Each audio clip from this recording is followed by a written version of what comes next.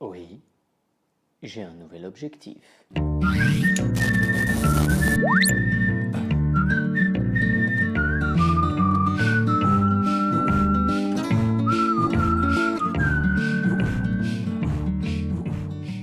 Et bonjour! Amigos, simplement pour vous prévenir qu'effectivement j'ai changé d'objectif et cet objectif galère un petit peu à faire la mise au point. En fait, c'est surtout moi qui ne gère pas très bien encore l'ouverture du diaphragme. C'est pour ça que de temps en temps l'image sera floue. J'espère que ça ne vous dérangera pas et je vous laisse avec cette belle image de Duduc que j'ai pris justement avec mon nouvel objectif. Il est mignon. Comment ça va, amigos? Oui, je sais que je n'ai pas de mental, ça sert à rien de me faire la réflexion. Je sais qu'il n'y a pas beaucoup de vidéos qui sortent en ce moment. Je vais pas me justifier à chaque fois. Je n'ai aucun mental, je n'ai aucune excuse. Et là, c'est mon téléphone qui est tombé et qui a fait un bruit monumental, qui me sert de moniteur d'ailleurs. Voilà, je vais le garder près de moi. Ça, je vois ma gueule et ma calvitie, donc on est bon. Donc effectivement, je vous disais que j'avais un nouveau format en tête qui me prend énormément de temps. Je sais même pas si je vais le faire en vrai parce que c'est super chiant à faire. Et en plus, je poste pas pendant que j'écris ce nouveau format. Donc, il est possible, parce que je sais que je vous manque quelque part, de reprendre les anciens formats, donc ceux que je fais comme celui maintenant là, et finalement de faire quelques petites vidéos de temps en temps. Tu vois, j'aimerais bien reprendre la vidéo, mais le prochain format est en écriture. Donc les vidéos sur les différents arcs, etc. sortiront plus tard.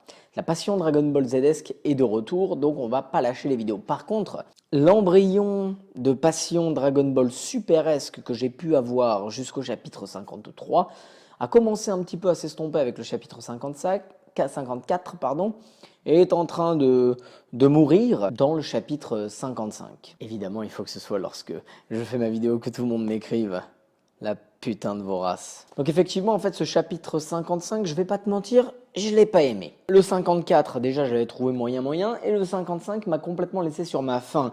Et quelle fin de merde, hein, d'ailleurs. Pour ceux qui l'ont lu, j'espère que vous l'avez lu, parce que sinon je vais vous spoil grave. Qu'est-ce que c'est que cette fin de merde? D'habitude, quand à la fin du chapitre, on est là, putain, il me tarde de lire la suite. Là, j'en ai rien à foutre de la suite en fait. Bon, je vais pas faire une analyse du chapitre entier parce que j'ai pas la foi. En fait, je vais juste dire que voilà, ce chapitre il est divisé en 4 parties plus ou moins.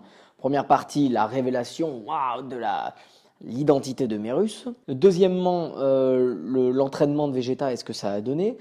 Troisièmement, les plans de Moro, ça dure pas longtemps. Et quatrièmement, la fin de l'entraînement de Goku. Ce que je vais faire, c'est que je vais simplement en fait analyser chacune des parties pour donner un petit peu mon avis sur ce chapitre. Donc, comme convenu, partie 1, l'identité de Mérus. Eh ben, c'est le frère de Whis. Partie 2, l'entraînement de Vegeta. Comment?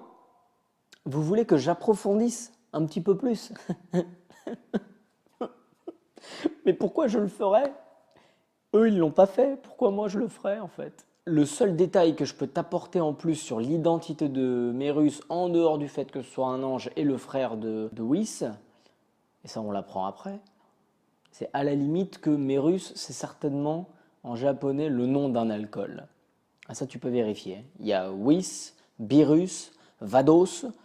Donc Mérus, c'est certainement un alcool fort. Voilà, c'est tout ce que je peux te dire par rapport à Mérus. Non mais c'est vrai, on se pose plein de questions sur ce mec depuis le début, mais en fait il n'y a pas de réponse quoi. Il ne fallait pas s'attendre en fait à un destin vachement poignant à la Tapion et compagnie. Non, pas du tout en fait. C'est juste un petit garçon qui avait envie de faire le bien et puis au moment où il est rappelé à l'ordre, eh ben, faut qu'il retourne au bercail quoi, tout simplement. Bon après il y a des petits enjeux quand même parce que tu apprends que les anges quand ils désobéissent, bon ils sont pas virés, tu vois. Ils sont pas virés, ils sont pas emprisonnés, ils sont supprimés. Alors qu'est-ce que ça veut dire, je sais pas, mais en gros, on l'apprend après, un ange quand il est supprimé, il est supprimé quoi. Il n'existe plus. D'ailleurs, j'imagine que ses effets personnels n'existent plus non plus. Tu vois, l'ange, téloche, magnétoscope, tout ça, ça dégage quoi. Bon, j'ai essayé de développer comme j'ai pu. On peut continuer, hein, avec le power-up de Vegeta. Donc, sans surprise, Vegeta qui a son power-up. Mais je vous ai vu vous exciter comme une bande de jeunes pucelles. Ne vous arrachez pas les gars, putain, c'est du vu et revu ça. Vegeta il a toujours eu des power-up et à chaque fois il s'est fait défoncer la gueule. Non, parce que je vous vois tous en mode ouais putain c'est trop bien Vegeta, ça y est il a enfin eu son power-up, il était trop bien, il était machin. Vegeta dans tout Dragon Ball Z machin, il a toujours des power-up. À chaque fois il a un power-up et à chaque fois il se fait fracasser la gueule. Et puis à chaque fois il pense qu'il a dépassé Goku et à chaque fois il se fait frosser par Goku. Tu veux que je te dise ce qui me fait dire que On n'est ni plus ni moins que dans un cas de figure, comme d'habitude, où Vegeta se sent plus pété et puis finalement il va devoir redescendre sur Terre. C'est la gueule qu'il a à ce moment-là. Tu la reconnais cette gueule? Ça, c'est la gueule de Vegeta quand il y a son petit instinct de Saiyan qui revient, tu vois.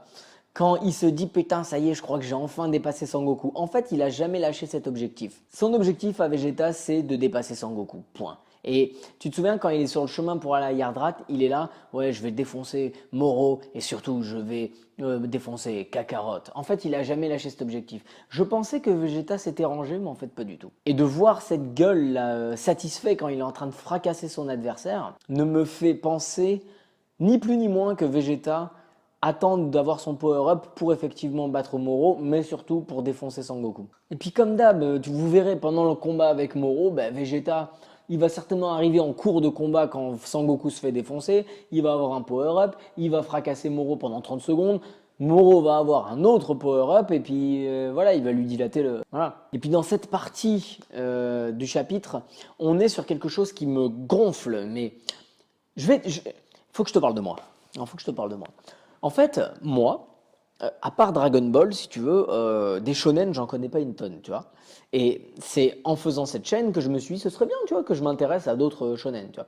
J'ai essayé Naruto, il y a le problème dont je vais te parler qui est apparu et qui m'a gonflé. J'ai regardé Hunter x Hunter parce que c'était moins long, j'ai bien aimé, mais il y avait aussi ce petit problème. Et ce problème est en train d'apparaître aussi dans Dragon Ball Super et c'est quelque chose que je déteste. Pourquoi, dans un combat, au moment où les héros sont censés réfléchir, stratégie, etc., pourquoi il y a toujours quelqu'un qui est là pour expliquer le déroulé de ce que tu es en train de voir? Je m'explique. Quand Vegeta il fait cette gueule-là, je le vois bien qu'il est surpris.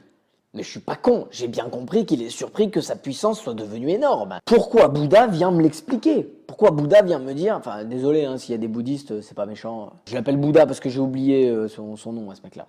Pourquoi Bouddha vient lui expliquer? C'est parce que ton énergie est en train d'augmenter, machin et tout. Tu vois par exemple dans Hunter x Hunter, je sais pas si vous connaissez, à chaque fois que l'autre il utilise le nen, une fois qu'il fait sa technique, il lui est toujours obligé de lui expliquer, voilà en fait ce que j'ai fait une projection de machin et j'ai fait machin. Mais on l'a vu, on a vu ce que tu as fait, pourquoi tu nous l'expliques? Ça m'énerve, je sais que c'est con, hein, c'est débile, vous allez dire, mais il est con Yannick ou quoi? Mais pour moi, je trouve ça presque insultant. Pourquoi tu m'expliques ce qui est en train d'arriver? C'est assez clair, pourtant, je vois ce qui est en train de se passer. T'as peur que je comprenne pas? Et souvent, dans les shonen, c'est comme ça.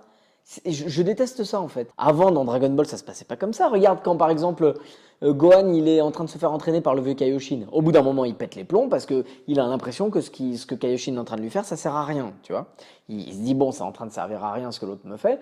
Il s'énerve, et de nous-mêmes, on comprend que Gohan est devenu très fort et Kaioshin n'a pas besoin de lui dire. En fait, c'est parce que par déplacement momentané de ki venant de la planète V, tu vois, il lui dit rien du tout. Il lui dit, il le regarde, il lui fait genre, c'est bon, t'as fini? Allez, maintenant assieds-toi, comme ça. Et nous, de nous-mêmes, on comprend qu'en fait, c'est l'entraînement, il est en train de marcher, tu vois. Pourquoi obligatoirement expliquer ce qui se passe? Et tout le long de ce chapitre, Bouddha, j'avais envie de le frapper. Ferme ta gueule, je vois ce qui se passe. Je suis pas con. Je le vois qu'il a eu son power-up Vegeta, t'es pas obligé de m'expliquer de long en large qu'il a eu son power-up.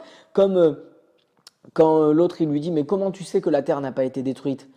Vegeta il peut pas dire parce que je le sens.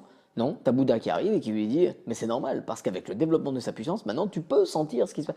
C'est même pas Vegeta qui se pose la question, c'est l'autre Nabo là qui lui dit mais comment ça se fait? Et c'est le gros qui répond à sa place. Tu vois, il y a des facilités scénaristiques qui m'énervent. Sans compter que j'ai toujours énormément de mal à me repérer dans les combats dans Dragon Ball Super. Je comprends rien. Je comprends rien en fait au combat dans Dragon Ball Super. Je pige pas comment c'est foutu ces combats. Je comprends rien. Donc voilà, Vegeta qui dit que bon le déplacement instantané ne suffira pas. Donc t'as Bouddha qui lui explique que il lui explique pas, mais on devine, comme je dis depuis le début, que Vegeta va apprendre une technique qui lui est propre, etc. Puis j'imagine que c'est cette technique après qu'il utilisera contre Sangoku. De toute façon, je te le dis, moi je le vois arriver gros comme une maison. Vegeta, il va avoir un deuxième craquage en mode Majin. Parce que là, il a une tête d'enculé, tu sais, une tête de Vegeta qui prépare un coup, tu vois. Je sais pas, je le sens arriver gros comme une maison, ça. Ouais, aussi le Zarbon, là, le Zarbon bis, j'ai trouvé ça naze. Voilà, troisième partie, les plans de Moro. Bon, rien de spécial, on apprend simplement que Moro sent que Vegeta est devenu balèze et a dit à son esclave, enfin à son pote, voilà, je vais absorber quelques planètes maintenant pour atteindre ma limite ultime, je sais pas quoi, en prévision de la Terre, tu vois. Bon, on sait pas trop ce que c'est que cette limite ultime, on sait pas grand-chose de toute façon, on n'apprend pas grand-chose, voilà. On essaye de nous faire miroiter un suspense avec cette limite ultime, mais moi ça marche pas vraiment, si tu veux. Voilà. On passe à la quatrième partie. Donc l'entraînement de Goku et Merus est interrompu par la suite de la première partie, c'est-à-dire l'interruption de Whis. Donc il vient chercher son petit frère. Donc on apprend très rapidement, encore une fois, comme tout le temps dans Dragon Ball Super, que Merus est le petit frère de Whis, que c'est un ange, etc. etc. Qu'est-ce qui m'a dérangé? Puisque vous avez bien compris que de toute façon, là je fais pas dans la dentelle avec ce chapitre parce que je l'ai pas aimé, ça se voit à ma gueule. J'ai pas aimé parce que on nous présente Merus depuis le début comme un putain de sauveur, un angoissé de la sécurité qui veut le bien, machin. Quand son grand frère arrive, il se met au garde à vous et d'accord, je te suis, on repart, je sais pas où, tu vois. Tout ce qu'il fait, c'est il tape avec sa canne, il remet les habits de Goku en place et puis il se barre. Mais s'il te plaît, mais montre-moi un peu de rébellion, tu vois, quand il lui dit ouais, tu reviens. Le mec, on nous l'a présenté comme je sais pas quoi, parce qu'au final, si ça s'arrête comme ça s'arrêtera pas comme ça. Mais si ça s'arrête comme ça, quel aurait été l'intérêt de Merus? À part de nous faire miroiter son identité jusqu'au chapitre 55. Juste de nous faire miroiter son identité. En fait, voilà, c'est juste un ange, il se barre. Il n'a plus aucune utilité. Il se barre et il dit ouais, t'inquiète Goku, tu vas y arriver. Mais non, qu'est-ce que c'est que cette merde? Et puis il se rebelle pas un petit peu. Genre, je sais pas, il est pas obligé de dire non, je veux terminer avec Moro et après je reviendrai, tu vois. Mais je sais pas, ce soir j'ai un bail Tinder à voir, après je reviens, tu vois. Je sais pas, moi je m'attendais un peu à une rébellion en mode Zamasu, mais dans l'autre sens, tu vois. Zamasu, il s'est rebellé alors qu'il était censé rester neutre. Mais vous me direz parce que Zamasu était habité par le mal. Mais d'un autre côté, moi je peux vous répondre, mais Merus, il est censé être habité par rien du tout. C'est un ange, c'est pas un Kaioshin. Les Kaioshin, ils sont neutres. Donc à partir du moment où il est plus neutre, bah c'est plus un ange, tout simplement. Moi, j'aurais préféré que Whis dise, bon écoute, maintenant que tu as choisi ton camp, ok, tu choisis ton camp, mais tu pourras plus revenir. Alors non, c'est pas possible, puisque le grand prêtre dit au début, je ne veux pas perdre un ange. Mais qu'est-ce qu'il voulait sous-entendre en disant ça? Est-ce qu'il voulait dire, je veux pas le perdre, genre, je veux pas que le lâcher avec les humains et perdre un ange autour de moi, ou bien, je veux pas être obligé de le supprimer? Je sais pas. Je sais pas et ça me perturbe. Qu'est-ce qui va empêcher Merus en fait d'intervenir encore une fois? Rien. Et puis forcément qu'il va encore intervenir, sinon c'est pas possible. On n'a pas pu me le mettre pendant 10 chapitres juste pour qu'en fait il se barre et que juste on sait même pas ce qu'il a après Son Goku. Non voilà, tu vois, ce chapitre j'aime pas là où ça va, je trouve que c'était trop rapide, il y a eu trop de facilité scénaristique et je crains le pire. Je préfère ne plus m'attendre à rien maintenant, parce que ça fait 2 chapitres que je suis déçu et je suis vraiment dégoûté là, tu vois, là ça se sent, voilà. Et voilà, on connaît pas l'avancée de Goku, le power-up de Vegeta il est amené trop rapidement, Merus il est sorti du scope trop rapidement, c'est trop rapide, comme d'hab. Puis en plus, il se passe pas grand chose en fait dans ce chapitre. Ça n'avance pas, tu vois, ça n'avance pas. Il s'est pas passé grand chose. Bon, après, vous voyez que je suis quand même un peu aigri. Bah voilà, tu vois, le problème, si tu veux, c'est que aujourd'hui on est le 24. Donc c'est Noël. Et moi, Je suis juif et je me sens seul à Noël. bon, en vrai, dans South Park, lui, c'est un juif ashkénaze. Moi, je suis séfarade, toute ma famille est marocaine. Donc la seule différence, c'est qu'on mange pas de carpe farcie et qu'on ne parle pas yiddish. Mais globalement, c'est pareil. Bon, en tout cas, je vous souhaite à tous un joyeux Noël. C'était un petit peu la petite blague pour finir sur quelque chose de marrant après cette déception scénaristique. En attendant le prochain concept, je vais quand même repartir sur des vidéos un peu comme je fais d'habitude, d'analyse et tout. La prochaine sera sur Yamcha parce qu'il était temps que je fasse une vidéo sur Yamcha. Donc mes vidéos sont disponibles sur la page Facebook, la chaîne YouTube et la page Dragon Ball Z Family.com. Je fais un gros bisou à l'admin. Et c'est tout pour moi, amigo. Je vous souhaite une bonne journée ou une bonne soirée. Je ne sais pas quand est-ce que vous regarderez cette vidéo. Et je vous dis à la prochaine. Bise.